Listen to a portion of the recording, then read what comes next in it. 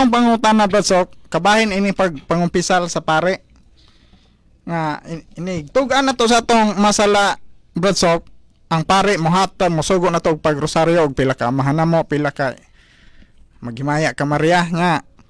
Akong pangutana Brad Sok, unsa may mahitabo kung ang tao dili gyud sa inyong kabalo mo rosaryo ba nya?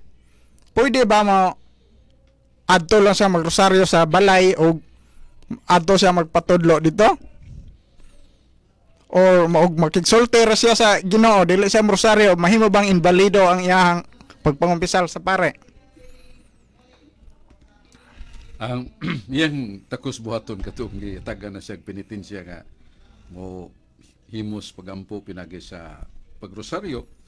Jadi siya kamauyatan tuganan ng pare pa-release dila na akong assignment o penitensya kay di ba kung kamao pagrosaryo. Yami yung tingaling pare kamao makakamubasa o kamao na may tamdanan sa pagrosaryo. May mo nang imong pangadjion dili sa simbahan ug dili dito sa balay. Pero di siya kamaumbasa ang pare mo hatag yun og lain nga penitensya. So mo na nga paiboon lang yun. Nanyamingon siya, magwala ko. Mag-inako-ako lang kong ampo. Kutos mahimo. Di na mahimo kay na may prescribed by the authority.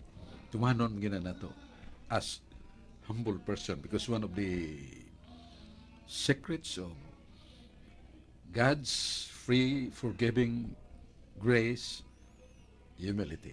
Mabusta. Mana nga ang iyang buhaton Brad Carolino Pirolino kung buutan sa kung nauna sa di ko kumuuna pa rin Rosario amo na elisidan pare. Daghang salamat Brad Sok.